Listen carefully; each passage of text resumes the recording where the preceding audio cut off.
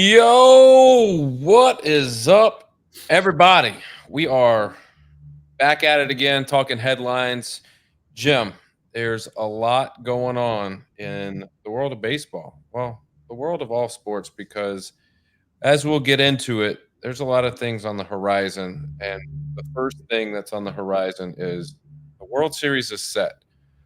A week ago, we were sitting at the same time in these same chairs talking about would the NLCS and the ALCS be a series when we go back a week later to talk about it. And you were adamant that it would be locked down. I thought that there would be a couple game sevens, and you were right. I was wrong because the World Series is set But last I month. was wrong too. I picked the wrong series on which one I thought would be the one that went further. Now, in my defense, I will say this: most people have said that Yankees Guardians series was as good as you'll ever find. The way it went down in wins, how it doesn't look like it, but every single game being competitive. Whereas in the Dodgers Mets, no matter who won, it's been very lopsided. But that Yankees Guardians, we got electricity on a nightly basis. I was texting you game four. I was texting you in real time, and I was like, I know it's probably a long shot that you're watching this just because of everything else. But that was the best baseball game that I had seen in a really long time. And Let me ask you this because it happened again last night. Um, we talk about it's the best time of the year in sports, and it really is. But also, it's very problematic, Daniel. Last night and the night that you texted me, you had NFL, MLB, and WNBA finals all on at the same time. To some people, that may not be a big deal. They may like one, but you got guys like, let's use Mike Hughes. We know Mike Hughes loves all three. Like that's a tough buy-in, and it's not one of those things like on an NFL Sunday where you have multiple games.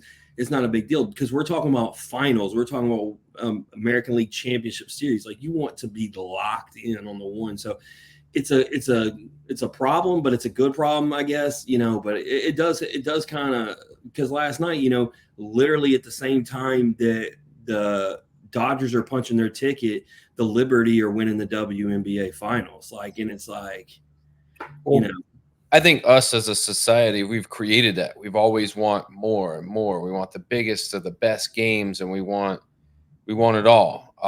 The problem is last night we got it all at the same time, yeah. and even Look, I if can multitask as good as anybody, Daniel. But if but there's you a can't lock in on touchdown, four different games at once. You just can't. yeah, like if there's a touchdown being thrown on this TV and a home run being hit on this TV and a jump shot being hit, like I can't do it, bro. You can't see it all. Yeah, you can't put things you want to see up against the team that you want to see, because if the team that you want to see isn't doing well, it makes it hard to embrace the moment of the Like I like Liberty win. Buffalo Wild Wings on a Sunday because I'm locked in on the Saints game. But if it's on commercial or if there's a timeout or whatever, and I look over and I'm checking to see the scores, I'm checking to see if any of my guys in fantasy are doing anything, and that's probably my favorite. Right, there's a break, and then I'll be watching the one game, and somebody from my fantasy team scores, and I'm like, yeah, and then Saints comes back in. But you can't do that. Like I said, these games are a lot more significant. You're talking about different sports, but MLB coming back around to it, I think the fans who are locked in have been very rewarded on both fronts. And I think ultimately you got the teams that are going to draw the ratings, whether we've talked about it, whether you root for them or they're the evil empire to you, you're going to watch. If it is the Guardians and the Mets, me and you may be happier, but the casual fan is not going to be and probably not tune in. So this is the best thing that could have happened for Major League Baseball. Yeah, absolutely. The two big market teams, East Coast, West Coast, however you want to break it down, there's a huge rivalry that can be created here and a huge moneymaker. And for baseball, they're salivating at the fact that these two teams are in it. Um, but looking at it as a whole, obviously, I think you're looking at the two best teams in baseball playing each other, and I would say it's very rare that at the beginning of the season you say, well, these are the two best teams before they play a game, and then those two teams end up at the very end playing each other. It's nice to see that, but when we dig in deeper, let's look at lineups. In your opinion, who has the best of the two lineups? You know, easy case to be made for both of them, right? Let's go with the non-biggest names. He's still a big name, but I'm a big Jazz guy, right? I like him being it. And then when you get to the bigger names, Daniel, talk about me eating crow. I can't believe you haven't brought this up. I said, and remember, I'm a huge Stanton fan. That wasn't about I took my bias out of it. I talked about his inability to run, the way he hits in double plays. He can't play defense for you. And this dude's just been the king of crash, right? Like, I told you, it don't matter when you hit the ball over the fence. It don't matter, man. I don't even look. I couldn't even tell you what his batting average is, Daniel, because it doesn't matter. He hit a home run. He may have went 1 for 4 every game for all I know. It didn't matter because every game he put a swing. And his swing, Daniel, it trips me out, man. We talk about King Griffey with the most beautiful swing. His swing is what I imagine when people look at me in softball swing. And what I mean by that is it's just power. Like, I have no beauty and rhythm to my swing. Like, you look at that one high fastball that he cranked, his hands are fast now, ridiculously fast, right? To be able to put, but like, it's, do you know what I'm saying? You were a baseball player. It is not like some fluid swing. It's almost like a half swing, but it just shows because, he's very big in the hip, thrust. He's not a legs guy, and it's upper body, and it just yaks it, dude. And it's like, God, that dude's strong. I mean, he's hitting 294 with 5 bombs. So that's in 34 at bats. So 9 games over the postseason that he's played, he's hit 5 home runs. So, and then I owe an apology to clearly Juan Soto. What I said, and I had to explain this, and this is why I got out of that group text, because Randy is spinning my words. I never said he wasn't awesome. That was never my words. What I said was he wasn't worth 400 million, and I said I can name 10 players better, and I still can name 10 players better. But however, I can be apologetic in the sense that I can say he's obviously worth the money if you're going to be clutch in the postseason, right? That's what we always talk about, Daniel. Who does it for you when it matters most? And he has. And so I'll throw an apology, even though I'm still not the biggest fan of the guy. Dude's raking. And so when you throw that in with Judge and other characters, I mean, it's money, right? So then you flip it to the Dodgers. It's the same thing. Both got murderers row. Otani's hitting leadoff bombs. That's just scary. But Daniel, what do we know? Solo home runs don't win you a game. I almost feel like because he keeps hitting solo leadoff bombs, Daniel, that tells me to get him out of that spot because you're actually not really capitalizing off of it. Like, I don't. Well, but here's the thing. I don't think if you told me that the guy was going to hit a solo home run in every single game that he played in, I would take that all day. Like, it didn't matter where he hit in the lineup. If you told me if you put him first in the lineup, he's going to give you a home run every game. I don't care what he did after that or what the scenarios could have been. I'm going to keep him in that spot. Well, I'll be honest with you. At LSU, Jay Johnson tinkered this past season, and he put Tommy White in the leadoff spot a couple of times, and he did the exact same thing. The problem was nobody was doing anything afterward, and so he had to move them back because if it's just producing solo bombs, that wasn't going to win. So to me, I just feel like it's more advantageous to be behind it. You have, as much as I dislike the dude, he's been hitting. You have Kiki, on the back end, which kind of really helps roll over into Otani. And obviously we talk about Mookie all the time, but I don't know, man. If I had to choose one, and because this is what it is, they're both amazing. Like, you really can't find a flaw in either lineup. I think I like the Yankees lineup better, especially with Stanton hitting this well. Yeah. Here's the problem. I think I like the Dodgers lineup better. I think there's more balance to it because if you take home runs out of the equation and you talk about manufacturing runs, Speed in the bags.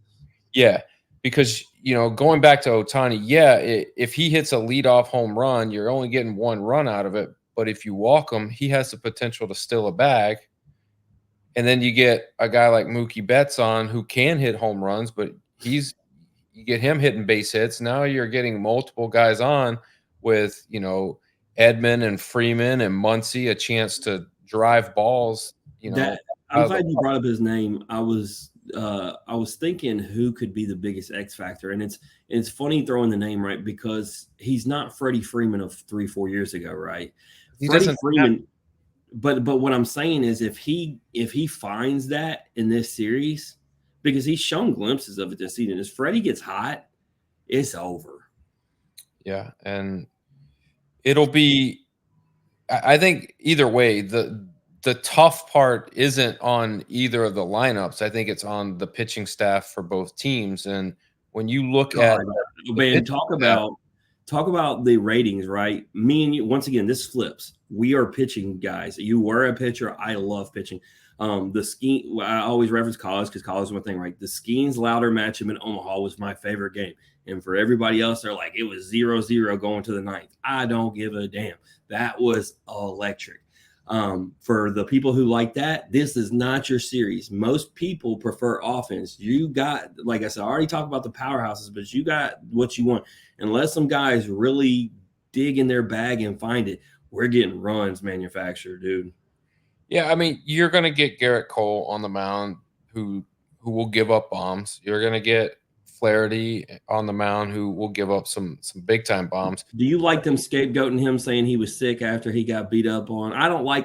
You didn't say nothing about it prior to him pitching. You said it after he got.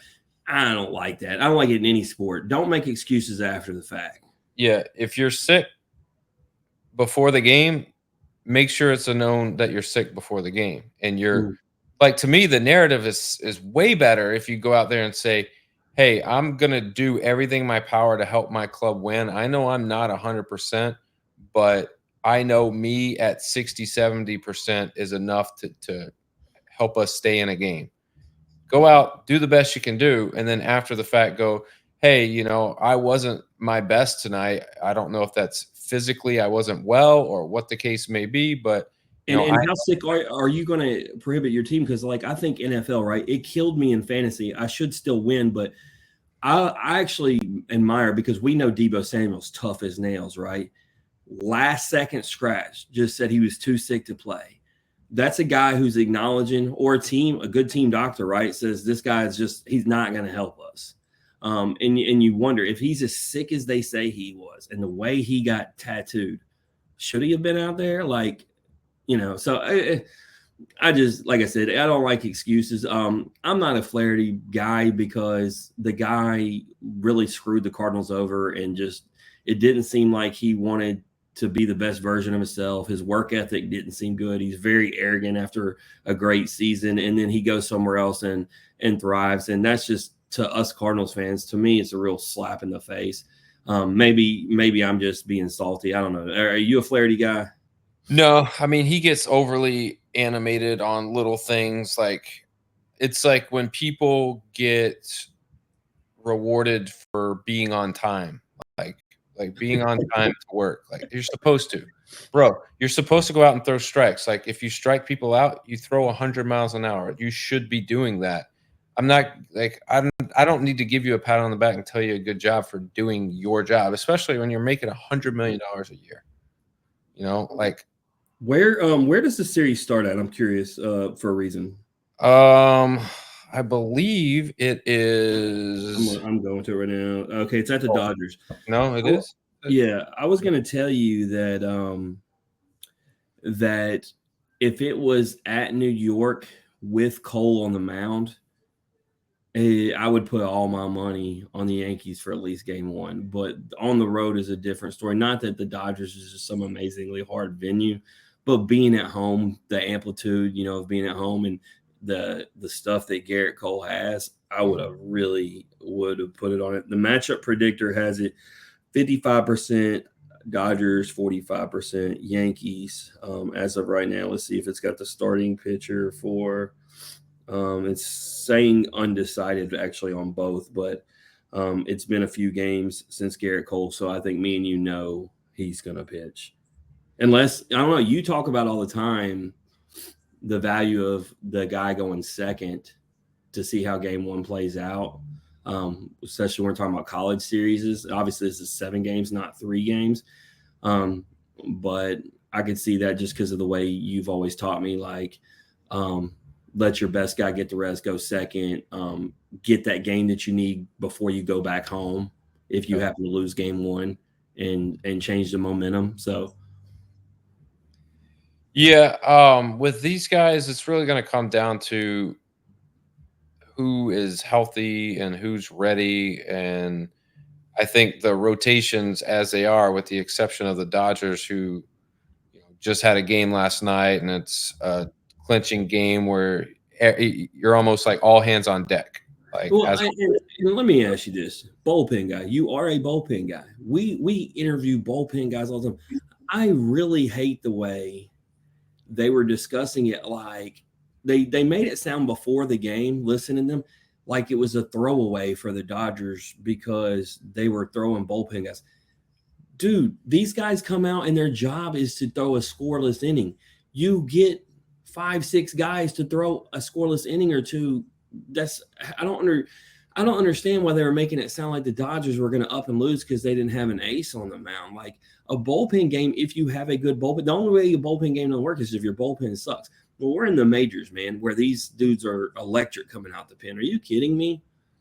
Yeah, I think there is something to be said about a reliever that's mostly a reliever coming out and having to make a start without knowing.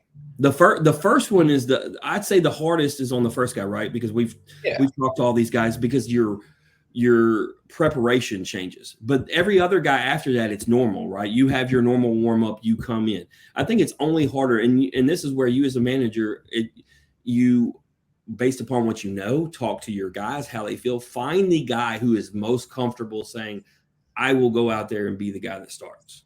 Well, you're only the starter for 1 inning, bro. Right. Like, it's a very, in my opinion, a very overanalyzed thing when you have this scenario. But what you saw was the Dodgers went and pitched it a little bit differently in the first 4 innings, but after that, it became a normal game. And the bullpen guys were the bullpen guys, and the guys coming in to set up and close, like all of that was all the same. It was if you look, really the first 2 pitchers that came out because they didn't give anything up to the fourth, Daniel. The first inning was an unearned. It was off an error. So right. Your guys until the homer in the fourth, I mean, your first 3, you were unscathed, really, except for an error, which isn't on the pitcher. Nope. I mean, it is what it is. People are going to look into that a ton. The guy that I was referring to was what was his name? Kasperius guy. Yeah, second guy. But he's been a starting pitcher before. Like, it's not like it was like him coming in early into a game, like in the second inning. Like, that's you had 7 guys pitch, all get an inning. Nobody had less than an inning. Only Training on the back end had 2. Kasperius actually had the best of all. Ironically, had no Ks. Gets a double play ball after a hit and a walk. But nonetheless does his job, gives up no runs. What's crazy is when you look at these stats, actually, Daniel, the Mets lost the game of their inability to do things on the base path. Because check this out. Your first pitcher gives up 1 hit, 2 walks. Your second pitcher, 2 hits, 1 walk. Your third pitcher, 1 hit, 1 walk. Your fourth one, 2 hits. Your fifth one, 1 hit, 2 walks. Your sixth one, 2 hits, 1 walk. And your seventh one, 2 hits. Every one of them gave up hits and walks. And yet there was only 5 runs. And per this, that's 3, 4, 6, 7, 9, 11, 13, 14, 15, 17 base runners. And one of those, it might have been both those hits, but one of those hits was a 3-run home run or a 2-run home run. Yeah. So, So if you're looking back, if you're an analytics guy and you're looking back at this, the Mets lost because they failed to do things with base runners on the path. all right. So looking at the series, who wins it? We looked at the lineups. We look at the staff. Who's your winner? Okay, I don't know where they all came from, Daniel. You know, using Facebook, using Twitter, using Instagram. Seems like all my friends that aren't Cardinals or Braves fans seem to be Yankees fans. I didn't remember some of them being Yankees fans before. Some of them I do. Maybe some were in hiding. But it seems to be I have a lot of Yankees friends. I don't really have any Dodgers. So I'm going to root for the Yankees solely so a lot of people we know are happy because either of them winning doesn't make me happy. So at least I want somebody we know to be happy. I'm going to be a good friend. There you go. Well, here's the way I see it. You invest a lot of money into a team and you expect results. You want to build your team around superstars, and not just superstars, but guys who can do things that other guys can't. And then on top of that, you want to make your name a household name. And those three pieces of criteria, both of these teams do it. So when you talk about who's going to win, it's as evenly matched, in my opinion, as it could possibly be, which is great for baseball. It's great for baseball Well, and I enthusiasts. think legacy wise, specifically the two main guys, when you talk about Judge or Otani, somebody's going to stamp what we know that they hold. When they talk about greats, they want to look at championships. So one of these guys is going to put that on their resume to go with MVPs. Yep. And Otani has some championships already. He has some personal championships. He's had some personal accolades, statistics winners, just different things. Judge the same, but Judge doesn't have a team championship. Otani has one in Japan, a couple in Japan, but nothing here. So I And think you, for those guys to solidify themselves as being the highest of the high, you're right. Like they have to win Because I this. mean, it's cool having 3, 4 MVPs, right? But when you don't have a championship, we know we talk about it a lot, specifically mostly in the NBA, right? So many guys, great regular season guys not getting the postseason. That's what's great, right? These guys have been clutch in the postseason, and not just them. We talk about it, the other guys, Stan, Betts, etc. So it's really cool that they're performing, and hopefully we get it again. Like I hope it's purely electric. Like I said, I usually prefer pitching, but with these kind of names, I hope we got bombs, we got bat flips, we got anything but dick bumps. Leave those at home.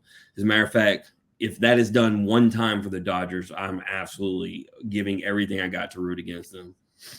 So I will say this: baseball is at its best when teams like the Dodgers and the Yankees are good.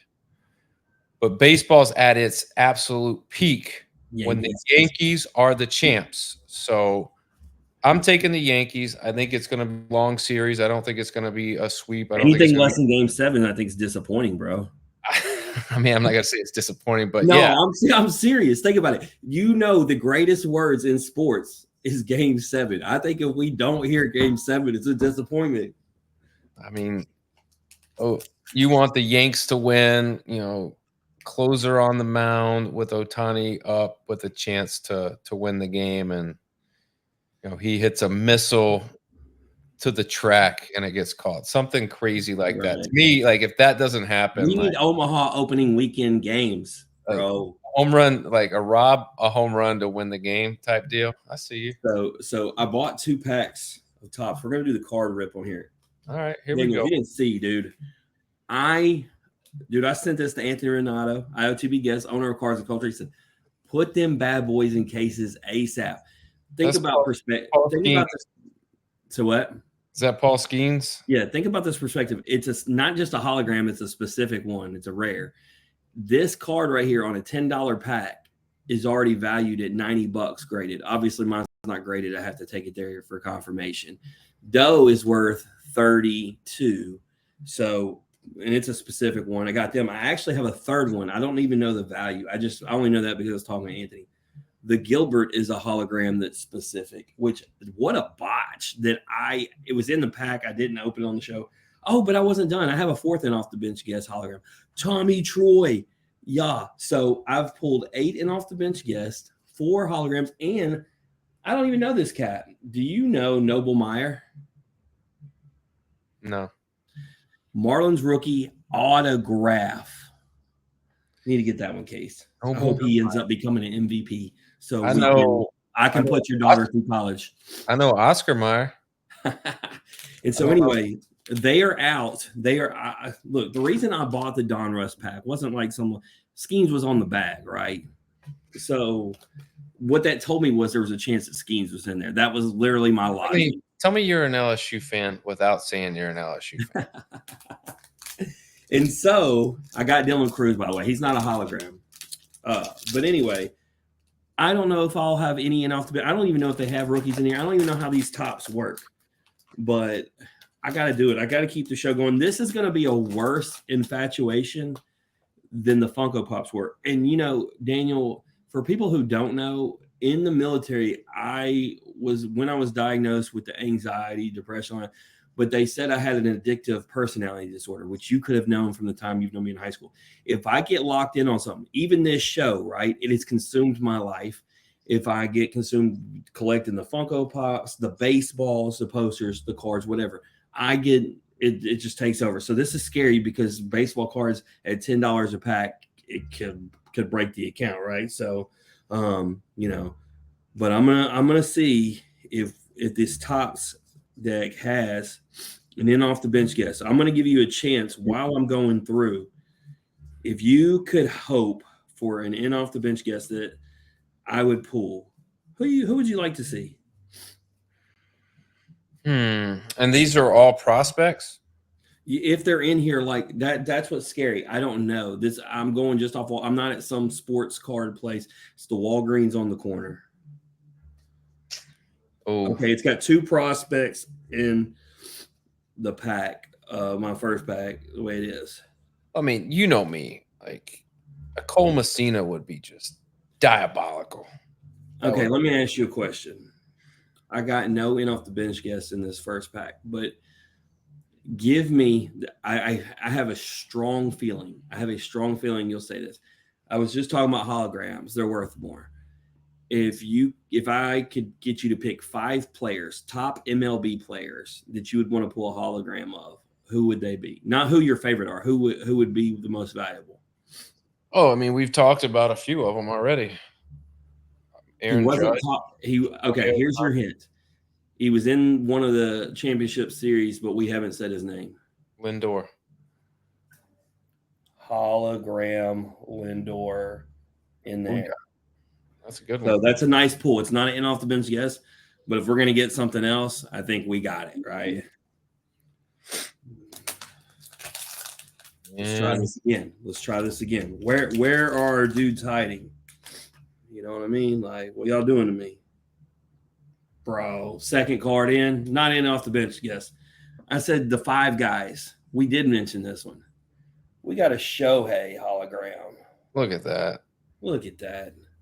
But I still would rather pull in off the bench guess, I think. I don't know, man. That's the reason I started this. I'm a little disappointed. Where are the young guys? And Topps clearly doesn't take care of our up-and-comers. What are we doing here? Where are they? Topps said, we're the biggest baseball card company in the world. You got to do something to get on our cards. Man, I'm saying.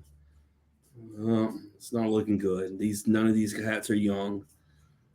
Throw that I'll throw those Astros in the trash. All right. We got 2 amazing holograms. I feel very disappointed. Maybe I shouldn't be. I might find out those cards are worth a lot of money. I don't know. You got to look at it in terms of like stocks. Like if you spend $10 on a pack, did you get $10 worth of card value in the pack?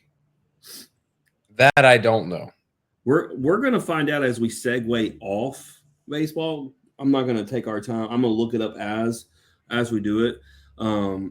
But I'm gonna say it was so easy to pull.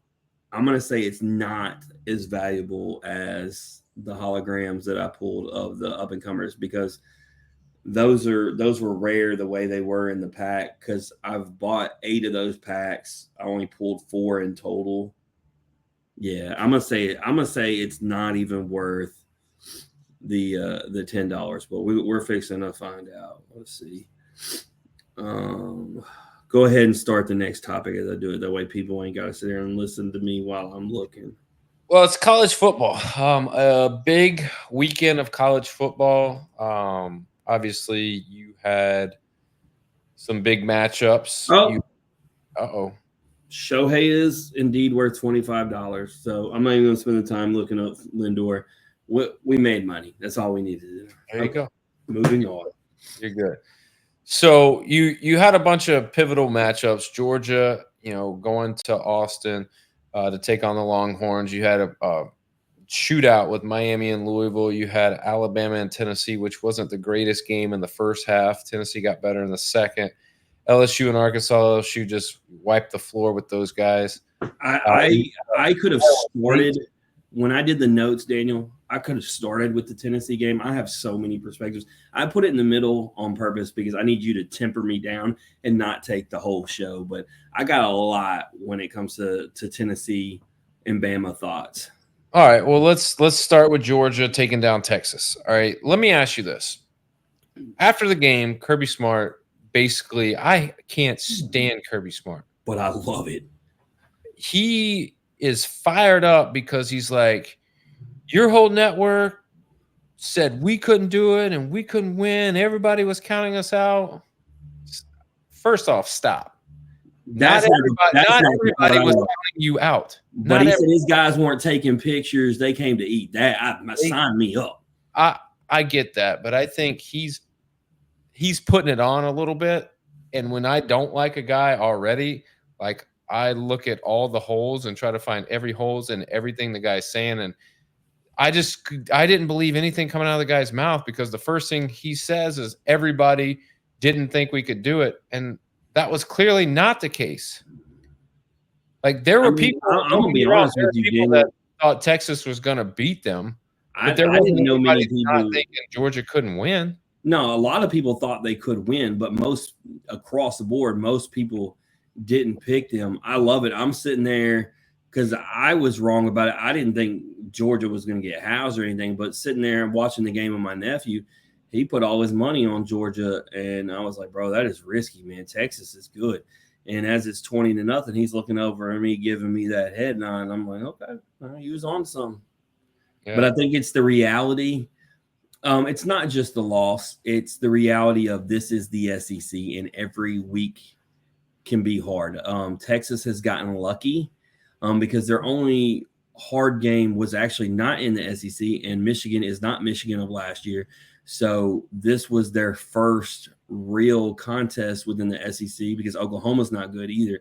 And this is what happens, the gauntlet of the SEC. And so I'm glad it happened, because Texas fans felt like they were walking in, and I was scared. I told you I was scared they were going to end up rolling through in them, and like this is what we were supposed to be afraid of, and this is the reality that was. When you have teams like Georgia, Bama, LSU on your schedule regularly, this is what can happen. Oh, you see what a win like that does. I mean, it catapults you. I mean, obviously they go from 5th to 2nd just by beating the number 1 team, and they had dropped 4 spots from losing to a team that was inferior. I mean, they're still a really good team, but going back to what you're saying, like the games you win are big especially when you beat the number 1 team, but the games you lose are also really hard opponents. So it is a week to week thing, and I think at the end of it, it's who can outlast who as far as the war of attrition. The war of attrition exactly comes in. Here's something that I'll say. I don't think that Georgia has solidified, like some people are saying that they're the best team in the SEC. I think it's still up for debate. There's a lot of big games left. We obviously know like what Alabama, LSU, Tennessee, Texas A&M, Texas all can be and what they look like. Like, and with the college football playoff this year, a lot of those teams are going to have another say at this. So I wouldn't crown Georgia by no means. Would I say you rank them the highest of all of them? Absolutely. They have the best win, but I wouldn't, there's some that are already kind of locking Georgia in as the SEC champ now, and I wouldn't do that at all, especially the way they've looked in some games. They've even in games we know that where Mississippi State, who is terrible, gave them everything, and that wasn't the only game they struggled with. Kentucky only lost to them by 1. Like, Georgia's inferior. Don't get it twisted. Yeah, and what the crazy thing is Georgia's road isn't that simple on the way through. I mean, they got Florida in 2 weeks, which we all know what that matchup's like. Georgia should roll through them, but because of the rivalry nature, like anything can happen. Then they go to Ole Miss, then they host Tennessee, and then they have I don't even know why they put this game on the schedule. UMass at the end of the season in Georgia. Might as well put a bye week. Correct. I mean, nobody's going to play. I think route. I mean, it's just a potential for someone to get hurt. Really, the best thing that could have happened for college football in the upcoming games was the Tennessee victory with the Georgia victory, because if both stay on schedule, that game is going to be special. It already was going to be, but if they are ranked both in the top 10, possibly both the top 5, just how things shake out, they're gonna, game day will obviously be there and it will have all the vibes. Yeah. How many times, like, the crazy thing is in the past we've gotten like 1 in 3 matchups, 1 in 5, 1 in 2, but this year I feel like we're getting multiple top 5 matchups, top 10 matchups on a week-to-week basis, and it's great for college football, and it's great. The best one that game day was at that lived up to the hype so far, and it's going to take a lot to beat that Ohio State we talked about. The Ohio State Oregon game absolutely lived up to the hype, pre-game, in-game, post-game. Like, so that one's going to be tough to beat, but you're right. It's happening regularly, and we're going to talk about it later. I love that they picked Indiana this week. Could have easily gone down to College Station again. Why go to the same place twice? Plus, with the potential way things are lining up, right? Whether we're talking about Tennessee or Athens or College Station, like the way things line up, you're probably going to end up going to those places again anyway. And why not give somebody else a shot? But you're right. These environments and the way things are playing out, you're getting top 5 matchups. They happen to be where College Game Day is set up. They're meeting the hype and the expectation. So it's good, man. College football has not been dull by any stretch of the imagination. And with what a year that they picked to do the 12-team playoff, because nobody is unbeatable. Like, because the reason I say nobody, you could say, well, Oregon, Ohio State was right there, right? Like one play away. So that showed us that they can be beat, and that Ohio State, if they were to have another chance, could, right? And we see the way the Georgias, the Alabama, the Texas, all that shaking out. So, like, I think they got what they wanted. This is a year where there's not some team that's going to run through everybody. Yeah. If it were me personally, I mean, just to jump ahead a little bit since you brought it up, game day at Indiana is huge. But you know where they should have went? Navy. They should have went there, yes. And then, I was looking at this, I was ranking them, and I was like, Navy, but then Vanderbilt. Let's see. I was on the wrong week. I was going to say. I know they're playing Texas, and based on what happened, but like, when would Vanderbilt ever have the opportunity to do this? Yeah, you're looking at Vanderbilt's lost 2 games by a combined. And I will tell you, SEC Shorts did an amazing job. Have you seen this week's? Came out this morning? No, I haven't. All right, I'm not going to expose much, just this part. I got to, because you bring it up. So Texas is trying to plead their case. We were the number one team. It's, this, that, and the other. And they're like, you need to, basically, so I won't spoil what it said, basically tell them they need to wear it next week. And, since they beat Alabama in the videos, he's been walking around like Jerry Lawler. The whole outfit's got the robe, and there he is in the corner waiting, and Texas starts shaking in his boots. And I love it. I love how they've played on this, Mandy.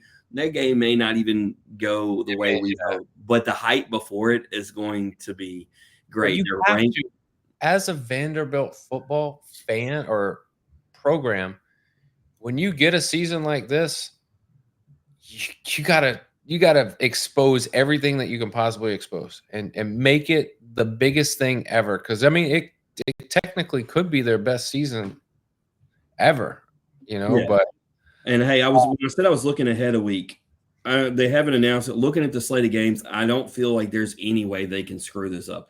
If College game day is not at Penn State at night with Ohio State coming right now, currently number 3, number 4, what are we doing with our life? And to stick to the reason I bring it up is it's exactly what you said. We, barring a major upset this week, we would have a top 5 showdown.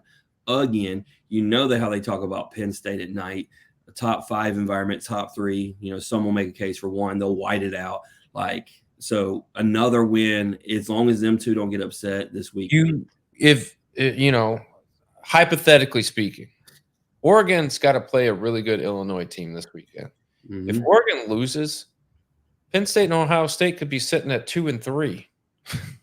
And based upon what I've seen, the environment from Penn State and Ohio State, the environment is going to be needed for Penn State because Ohio State's a better team. But we talked about it when Ole Miss came to LSU. Ole Miss, to me, was the better team, but that environment messed them up. And so I think Penn State at night is definitely going to help them. But as far as this week, the Notre Dame Navy, it could have been cool. Being a Navy guy, I always say I'm gonna like that. But I do like Indiana, man, and I do like it because off the bench is related. Will Rogers is going to be in that game. He has done great at Washington this year. Has had some big time moments, including the game winning drive against Michigan. So I do like that, and I hope our dude goes out there. No offense to Indiana, has himself a game and knocks them off. Go ahead, Will. Go do your thing. All right, LSU. I mean, not really much to talk about, but what I will say is a pretty complete game from LSU, start to finish. And we've talked about them. In order for them to make something of this year, they had to figure out a way to have a complete game, and they did. Start to finish, they did exactly what you would need them to do, especially going into a game against Texas A&M at Texas A&M, who you don't really know what Texas A&M you're going to get, but I'm assuming with a top 10, team coming in, it's going to be a really tough atmosphere, and those guys are going to be ready to play. And we talked every week that we've talked headlines, we've talked about LSU, and if they can just get to Alabama and not have lost any more games, they have the opportunity to do something great, because obviously Alabama isn't the Alabama of old, and LSU probably matches up, I would say, as good, if not better, this year than they've done in the past prior to LSU winning the national championship. So it'll be interesting how they move into this game coming off a big win at Arkansas. Is this a game, in your opinion, where it's a trap game, or is this a game where it doesn't matter? They're going to be ready for these guys. They're going to be ready. I don't think it's a trap game at all, because what happened is in the prior seasons, remember, Texas A&M has been our last game. They've tried to make that a rivalry, and going back to the 2019 Joe Burrow game, coming off the 2018 7 overtime game, we have some bad blood with them. I think they'll absolutely be ready. But to go to the Arkansas game, you talk about complete game, yes. Start to finish, and I found it funny because Arkansas, with that win against Tennessee in their house at night, was really believing that they were going to win. Even had you seen all the comments saying that don't storm the field, this isn't even an upset, we're a better team. and absolutely complete game. But two things I wanted to talk about from that game. First, so we've talked about Harold Perkins getting hurt, and it wasn't a bad thing because they don't use him right. In his freshman year, he reaped havoc. They blitzed him every play.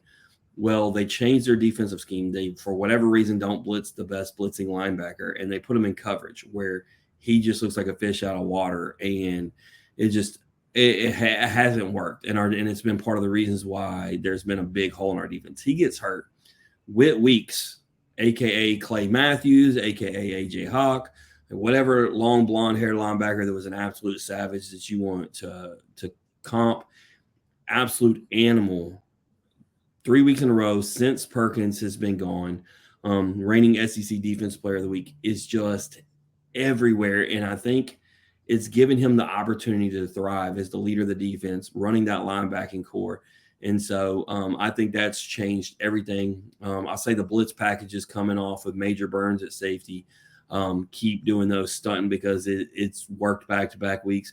Offensively, Mettenberger we've talked about, is an elite arm talent. When he doesn't make mistakes, I don't think there's anyone better in the SEC. But Daniel, each week commentators have talked about if he can find his legs and understand that he's actually athletic. And he had a couple plays where it was open and he took off and run. And each week he's starting to figure out that, hey, I can run and get a first down when my offensive line breaks down. If he continues each week to progress like that, dude, I'm not even just talking about college football. Daniel, that's a first round draft pick because his arm talent is undeniable. Yeah, it's so hard to take a guy who is hand the ball off or drop back in the pocket pass and tell him you need to not do that on these when these certain things happen, because as much as people want to say it's easy just to scramble out of the pocket and pick up some yards, it's really not, because if you're a pass first kind of guy, which I think he is, right, then it's always an afterthought. And when you're scrambling, if you're not ready to scramble at a moment's notice and it's an afterthought, it's a sack. But And that's what's so happening. they show the windows and they're drawing it in the game in which he didn't do it. And he started, when those ends get beat around and it collapses, it's amazing sometimes how it'll literally part like the Red Sea, that if you just dart. And so he's starting to see that. And like you said, because he's a pass first guy, he's looking downfield.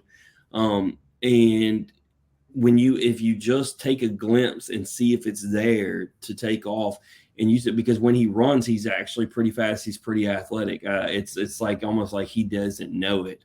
And so, yeah, it's just about having awareness, because those are key plays, right, Daniel? We're not asking you to do it 20 times a game. We're not asking you to do it 10 times a game.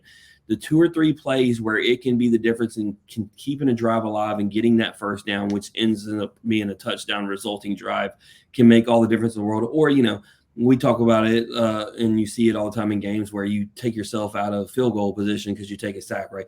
Eliminating that play, right? So just understanding your ability that you have. And then, like I said, this is every good quarterback, just staying away from the boneheaded plays. That's back-to-back weeks he stayed away from trying to throw into double coverage or make a pass that's just not there.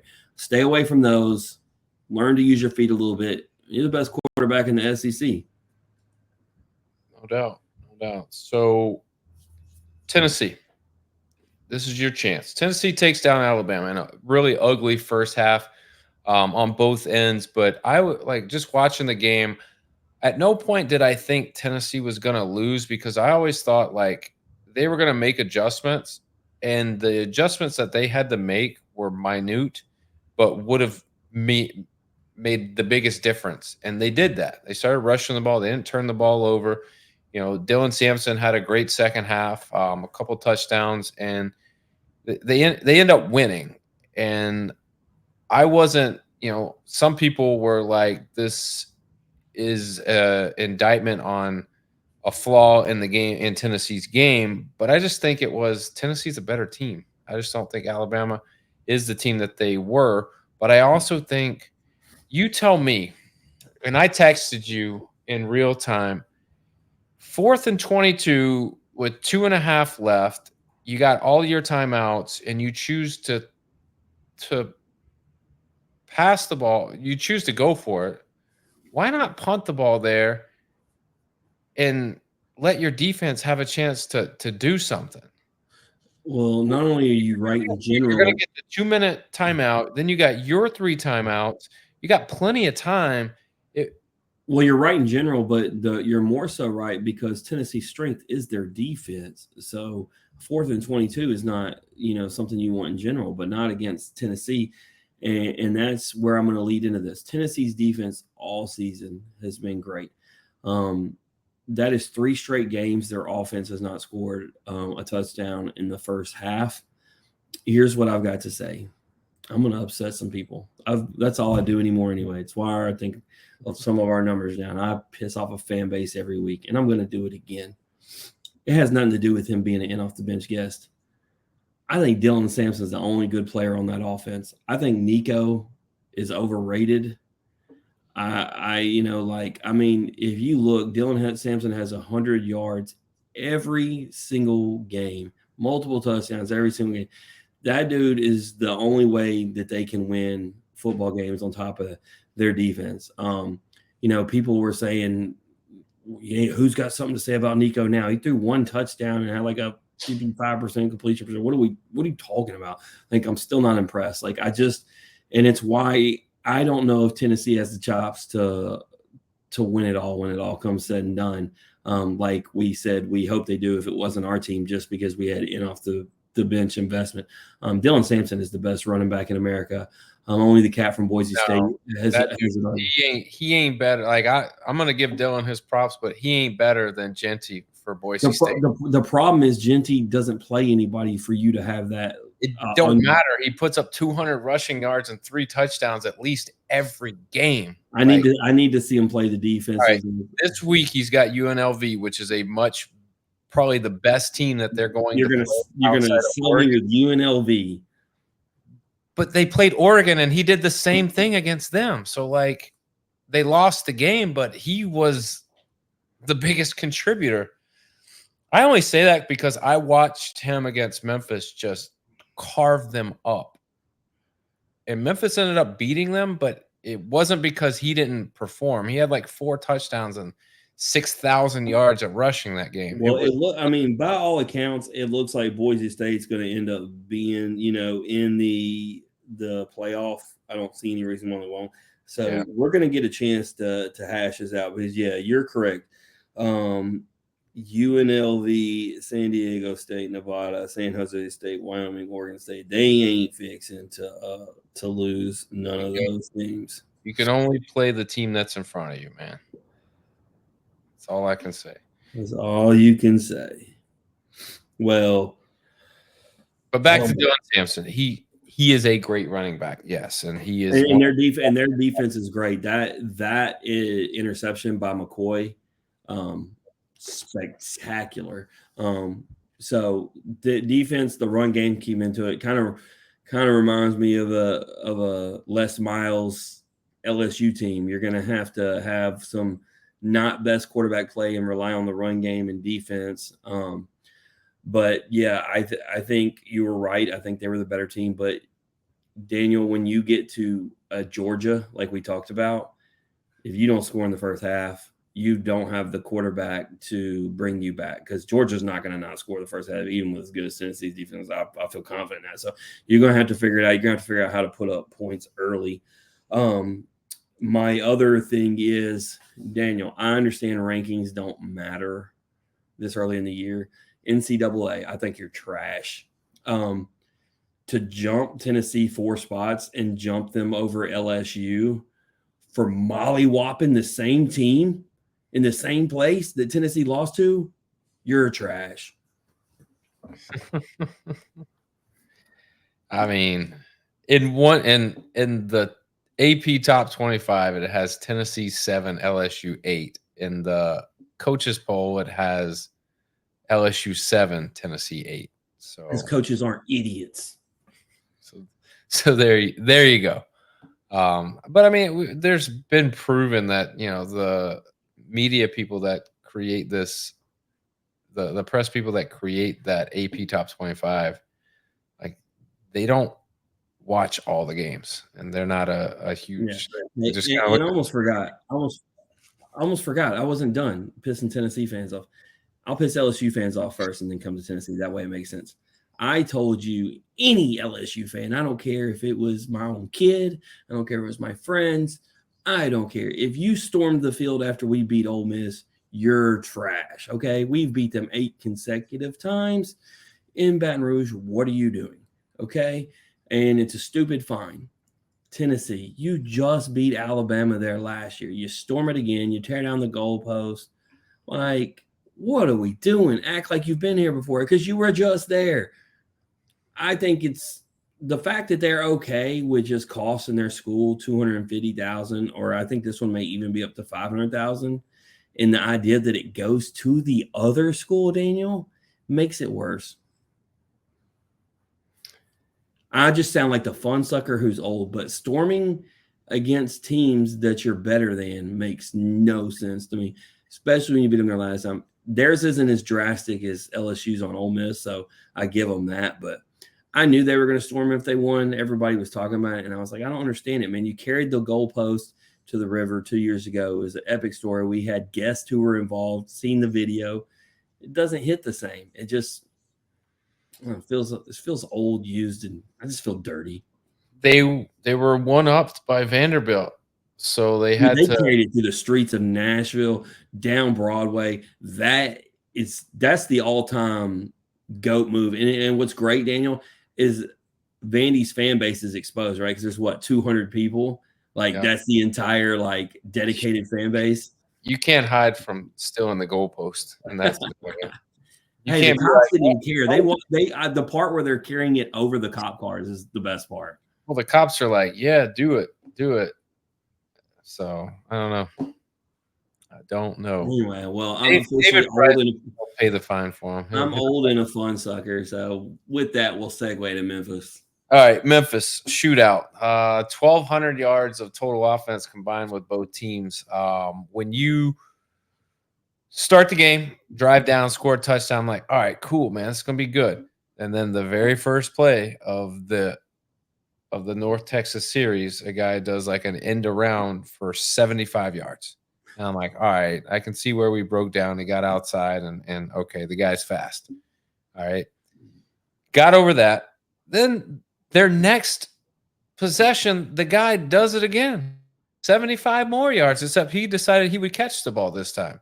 So I'm looking at 2 plays, 150 total yards for one player and 2 touchdowns. And I'm like, we're giving this guy a career day and 2 plays. And the defense is supposed to be the one that's got to be able to hold these guys in check, because what people don't know about North Texas, 4th best passing team in the country. So it's not like they're not going to be able to score points. They're going to score points. It's a matter of two things. One, can your defense slow them down enough to allow your offense a chance to keep up? And then 2, the biggest thing is, can your offense score points this week? Because so far this week, there's been this issue with the offense efficiency and scoring points and trying to get the ball to Rock Taylor. And that's been an issue in and of itself. But this week, Memphis did a good job of moving the ball downfield. There were times and opportunities where they could have been better, but I'm 52 hopeful. points. It's hard to be mad at the offense in any way, shape, or Oh, form. no. I mean, Seth had a really good game. I mean, he moved the ball. It's funny. He only had 1 touchdown because you had 4 rushing touchdowns, but Well, you see the yards are stacked. Yeah. I mean, Mario Anderson had a 40-yard touchdown and I think another like 35-yard He had touchdown. 3 on the day. Yeah, and they were big gains. I mean, we're rushing the ball really well. And I think a lot of people, myself included, go, there's something going on with Seth. He's not as efficient as he was. But I think a lot of it is because of what's happening to Rock and having to find another secondary receiver. But the biggest thing is we're a better rushing team than we have been in the past. And so we haven't had to rely on passing as much. I mean, we've always been a better rushing team, and make a case for running back you, right? Like, we've always been most successful when we're well balanced, but at the end of the day, you kind of lean rushing. Like, and we were never like, obviously the offense had a couple tough weeks, but we were never worried because you go back to the Navy game, it was defense that lost you the game. I mean, the Navy offense had their way with you, and that's the problem with this North Texas game. You do got the win, but in games, the big games, you're worried about, can your defense get the stops enough so your offense can cover, and that's the ultimate problem. Yes, you got away with this one, but you don't want to live having a 50-point shootout on regular, because the Navy score was very similar, right? Like, this is just not the kind of game you want to be in if you're Memphis. Like, you don't want your offense to have 50 points to win. And so, going forward, they've got to do something about that defense. Like you said, 2 plays, okay, the one, you could say it's a fluke, but when it happens twice, come on, man. Like, where are the adjustments? And you're the biggest adjustments guy I know. And that's got to be the part that's from game to game that's bothering you, because in these big games, you're seeing all these points put up, at halftime in both Navy and this game. No adjustments are being made, and they're still just having their way. What are we doing here? I think for me, I've come to grips with Navy's actually a better team than anybody had given them credit for prior to coming into the Memphis game. So it's good to see that they're still putting up a lot of points. And North Texas is a little different because they put up a lot of points against teams. And I didn't think Memphis was going to go in there and shut them down, but I definitely didn't think they were going to put up 21 in the first quarter. Do you think on Seth Hennigan's mentality? So, because look, we've had him on here. I've seen him in other interviews. So Seth is not the kind of guy that wants all the stats and the parading him around, right? So some guys would maybe get excited about the opportunity of having to go out there, constantly and win it for your team, right? He's a team guy. He wants team success. And so when you give up a 1-play touchdown, I don't think he's the guy's like, cool, man, let's go back out there and do this again. I think he's the kind of guy that's like, man, damn, can you do your job? Like, yeah. I got to go out here and bail us out again.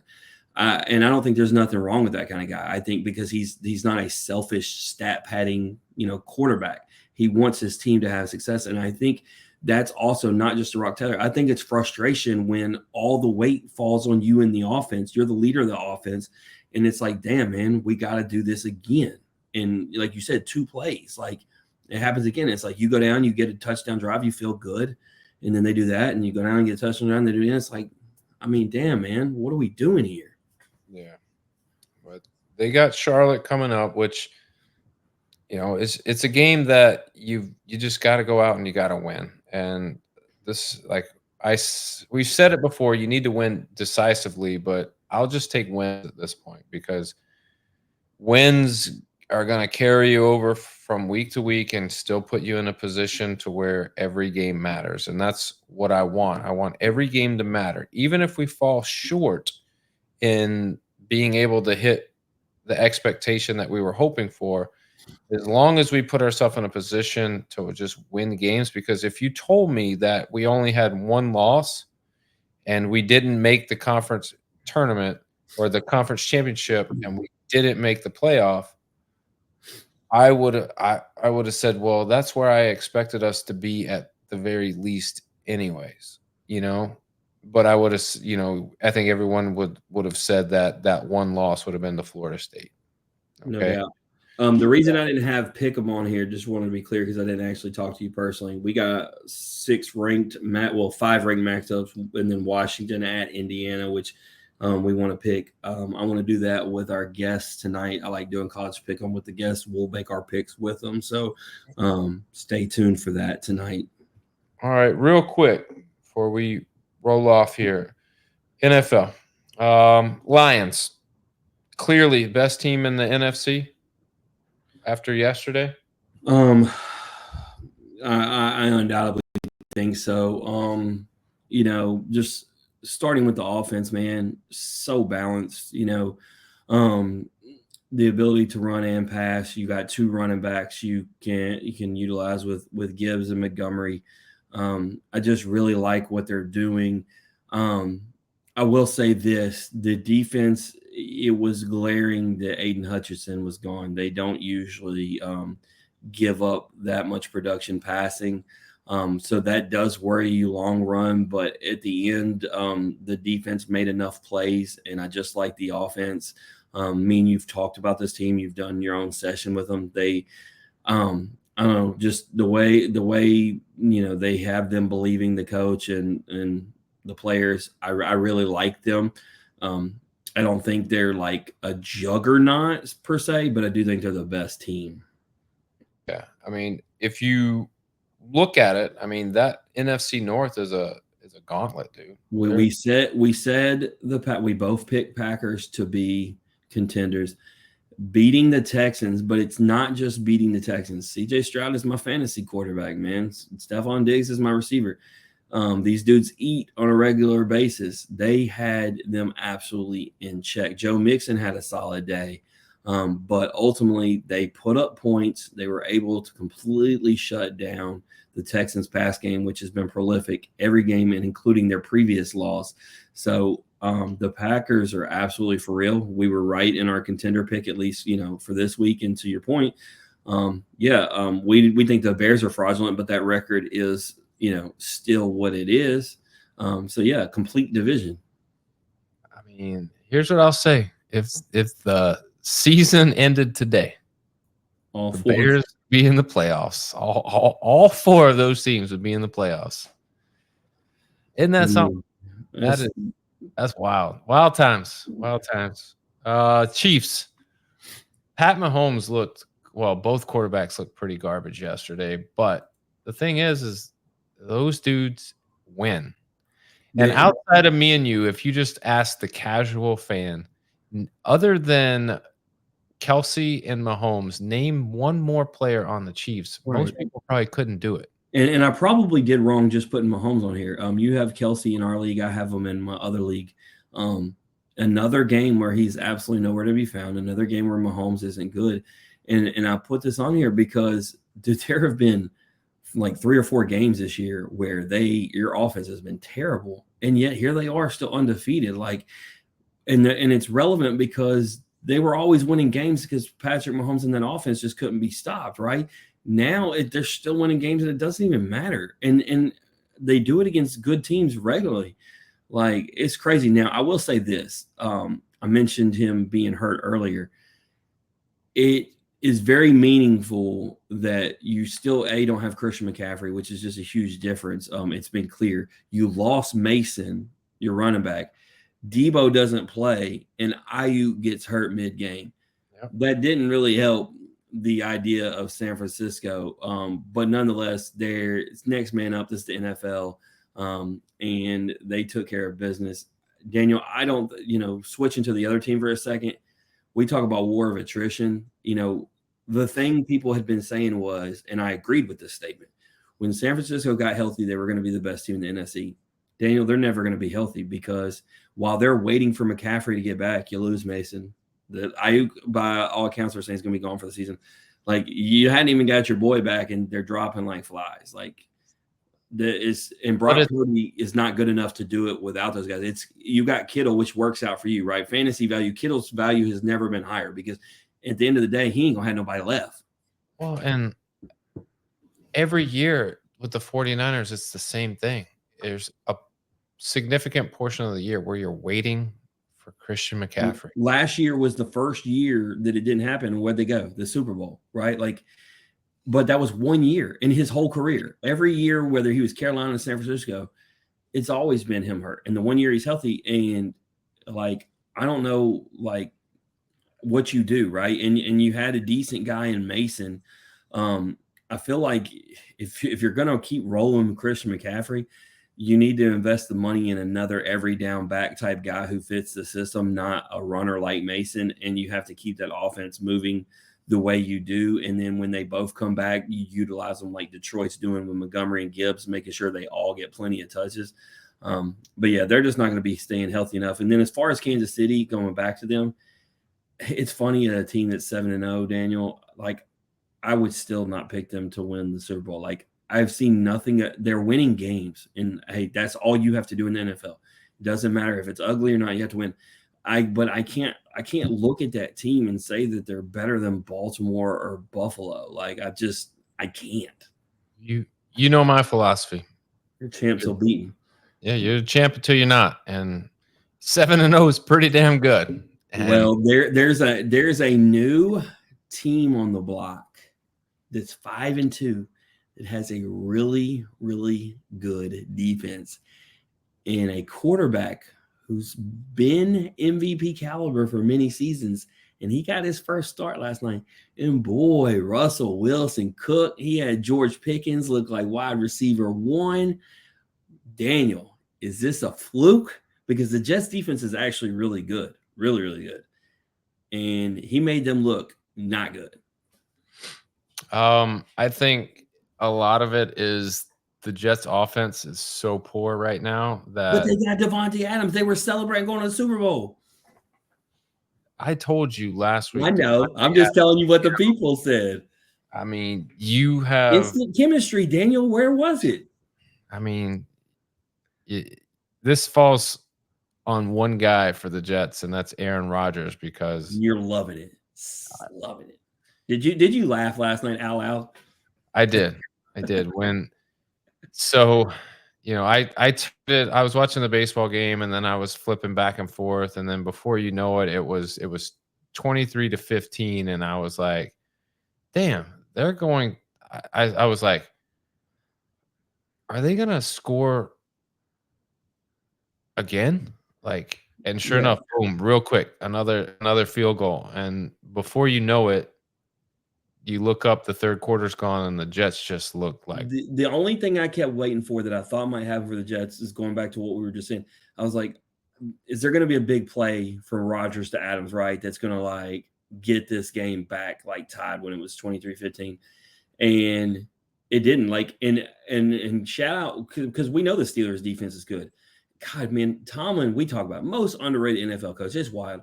The game plan, the dude, Breece Hall was their leading receiver because they took the passing game out.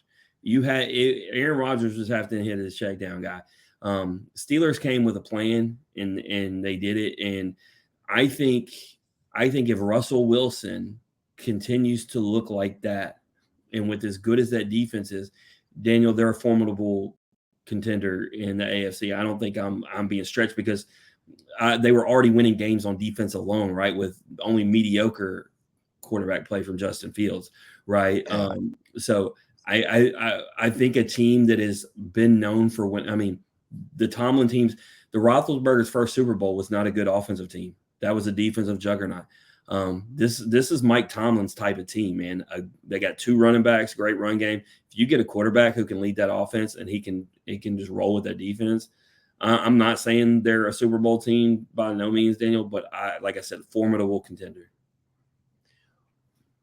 This is the telling. So if you're Garrett Wilson for the Jets,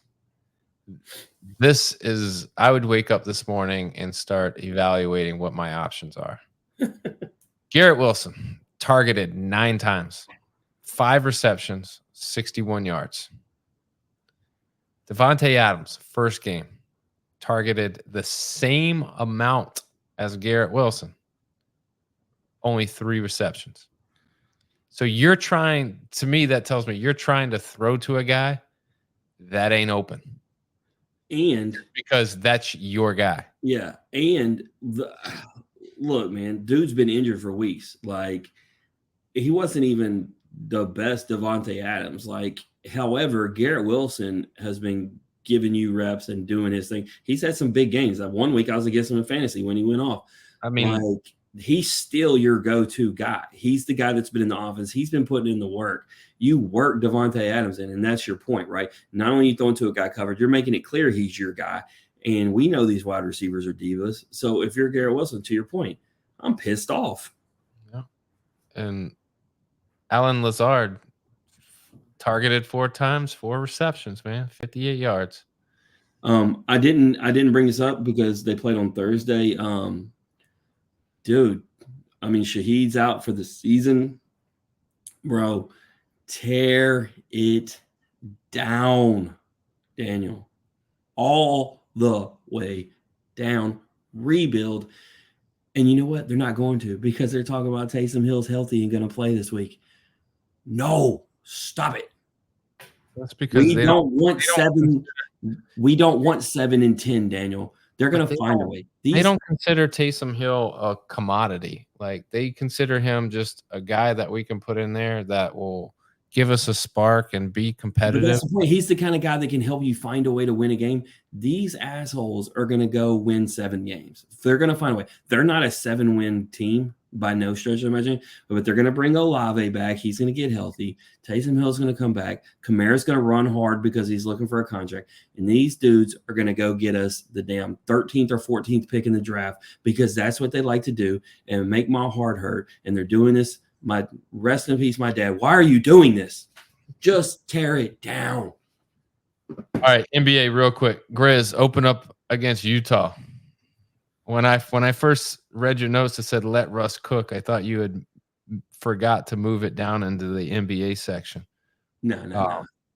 But I'm going to ask you, Grizz, Utah. I think Utah's terrible. I think they're going to be Grizz worst team, the worst, one of the worst. 6-point favorite, bro.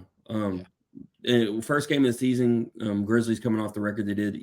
Ja's back, but when you are going on the road as a 6-point favorite in the Western Conference, it tells you a lot about the other team. But this, right? Utah may be terrible. Don't want to take things for granted. You're going to be working in Zach Edey, who is a new player. Yes, you've been doing preseason and everything. You're having Ja come back. So you just want to focus on a win. And it's one of those things, when we were just talking about the other sports, right? You want to see good things, but at the end of the day, just make sure you go on the road and get the dub, because you don't take them for granted in the Western Conference. Very true. I don't think it's going to be much of an issue as far as like that whole West Coast swing and like it's the first game of the season. Everybody's going to be jacked up, and I think you're going to get everyone's best. But to me, I just think the Grizzlies, when you look at it on paper, stacking up against these dudes, they should beat them. They're better than them, even with injuries. I haven't looked. Jaren Jackson's not playing still, right? Correct. Okay. Which I think you do want to see the combination. You do want to see. You're looking at Ja. Go ahead. I mean, you're looking at Ja. You're looking at Desmond Bane. You're looking at Marcus Smart. You're looking at Santi Aldama and Zach Edey on the court. But what I have seen that's been really good for the Grizz in the preseason is they haven't started. They just started Zach Edey in one of the games, but they started God,